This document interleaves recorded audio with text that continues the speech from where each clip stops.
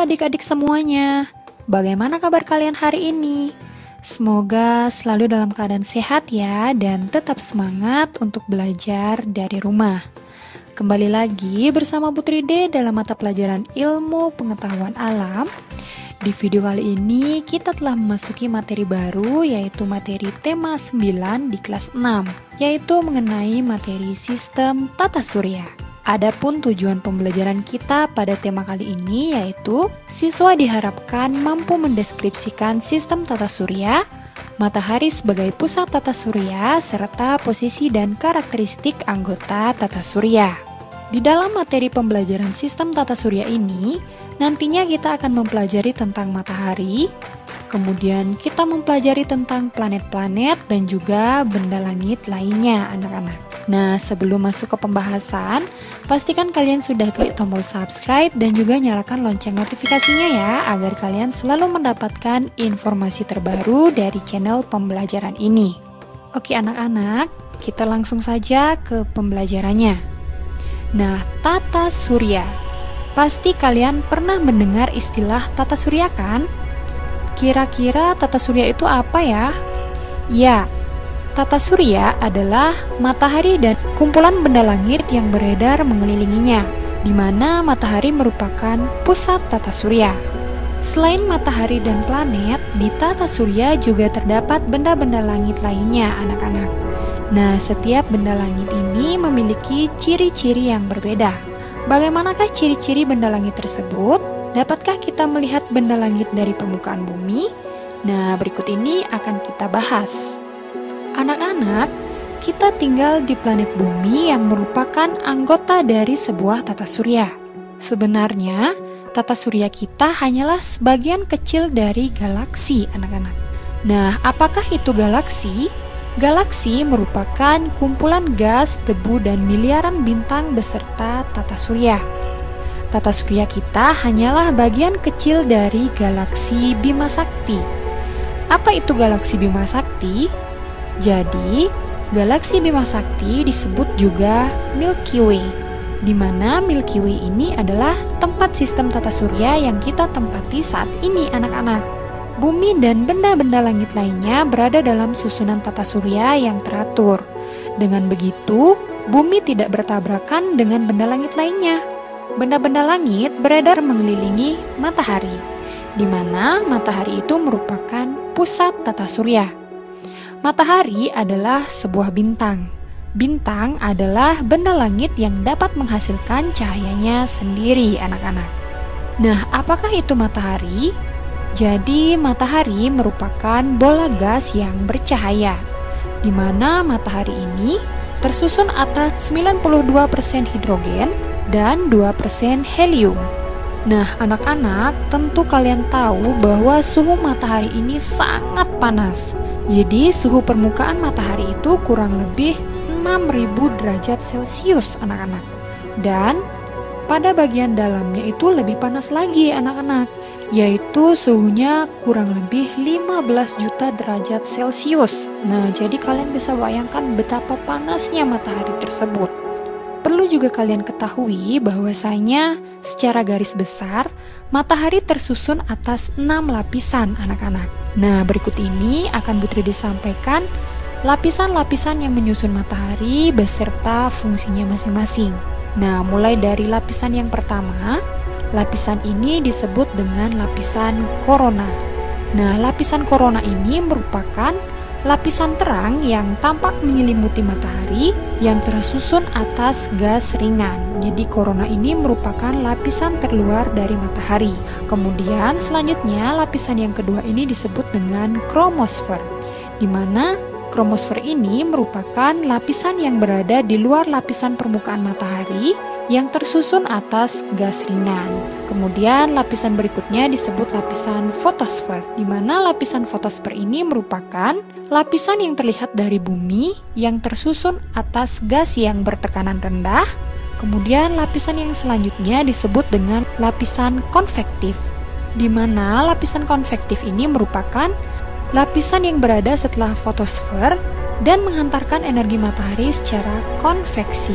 Kemudian selanjutnya lapisan ini disebut dengan lapisan radiatif, di mana lapisan radiatif ini merupakan lapisan yang mengelilingi lapisan inti dan menghantarkan energi matahari dari dalam inti secara radiasi. Selanjutnya, lapisan yang paling dalam itu disebut dengan lapisan inti. Nah, jadi ini adalah lapisan inti dari matahari. Lapisan inti merupakan lapisan yang terletak di bagian pusat yang menghasilkan energi matahari. Nah, jadi itulah keenam lapisan yang menyusun matahari, anak-anak. Selanjutnya, kita akan membahas tentang planet. Seperti halnya bintang, planet juga terlihat bercahaya di langit, anak-anak. Nah, tahukah kalian apa perbedaan antara bintang dan planet? Planet adalah benda langit yang tidak menghasilkan cahaya dan berotasi serta berevolusi mengelilingi matahari. Sedangkan bintang merupakan benda langit yang mampu menghasilkan cahayanya sendiri. Kemudian, planet berukuran cukup besar sehingga gravitasinya mampu mempertahankan bentuk bulat seperti bola. Nah, ini adalah ilustrasi dari tata surya, anak-anak, di mana matahari ini merupakan pusat tata surya dan dikelilingi oleh planet-planet yang berbentuk bulat seperti bola. Selanjutnya, di dalam tata surya itu terdapat beberapa planet, anak-anak. Nah, dulu kita mengenal 9 planet yang mengelilingi matahari.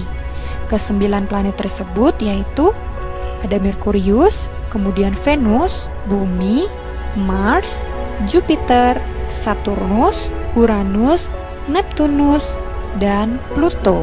Namun, berdasarkan peraturan baru tentang pengertian planet, bahwasanya Pluto tidak lagi dimasukkan ke dalam golongan planet, anak-anak. Hal ini disebabkan karena Pluto masih dipengaruhi oleh gravitasi dari planet Neptunus.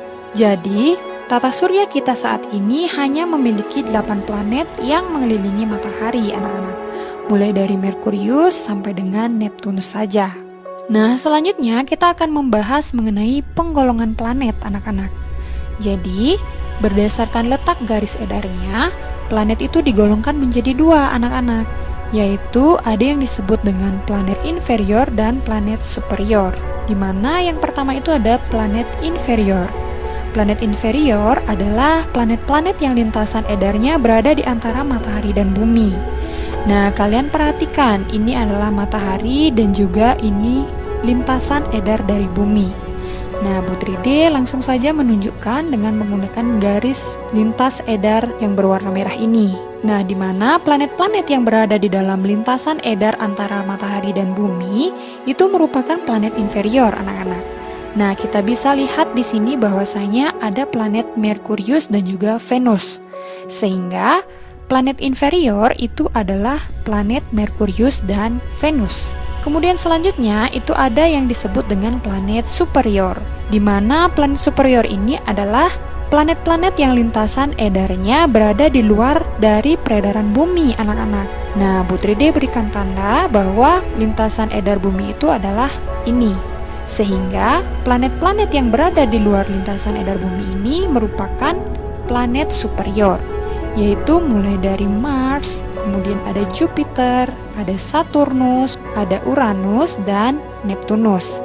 Sehingga yang digolongkan sebagai planet superior itu adalah mulai dari Mars, Jupiter, Saturnus, Uranus, dan Neptunus. Itu penggolongan planet berdasarkan garis edarnya. Selanjutnya, penggolongan planet berdasarkan jaraknya dengan matahari itu dibedakan menjadi 2, anak-anak, yaitu ada yang disebut dengan planet dalam dan ada yang disebut dengan planet luar. Nah, planet dalam ini terletak di antara matahari dan sabuk asteroid. Jadi, yang dimaksud dengan sabuk asteroid itu adalah bagian yang ini, anak-anak. Nah, Butride berikan tandanya. Sehingga, yang dimaksud dengan planet dalam itu adalah planet-planet yang berada di dalam lintasan sabuk asteroid ini. Nah, kalian bisa perhatikan ada planet Merkurius, Venus, Bumi, dan Mars. Nah, sehingga planet-planet tersebut termasuk planet dalam, anak-anak. Kemudian yang kedua, yaitu ada planet luar. Nah, di mana planet luar ini terletak lebih jauh dari matahari, yaitu setelah sabuk asteroid. Nah, kita berikan tanda sabuk asteroid ini.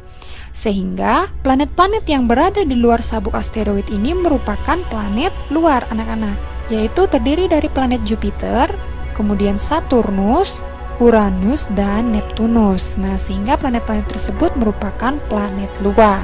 Nah, itu dia penggolongan planet berdasarkan garis edarnya dan juga jaraknya dengan matahari. Kemudian selanjutnya kita akan membahas tentang karakteristik anggota tata surya. Nah, seperti yang Putri disampaikan tadi, bahwasanya tata surya kita terdiri dari 8 planet yang mengelilingi matahari, anak-anak.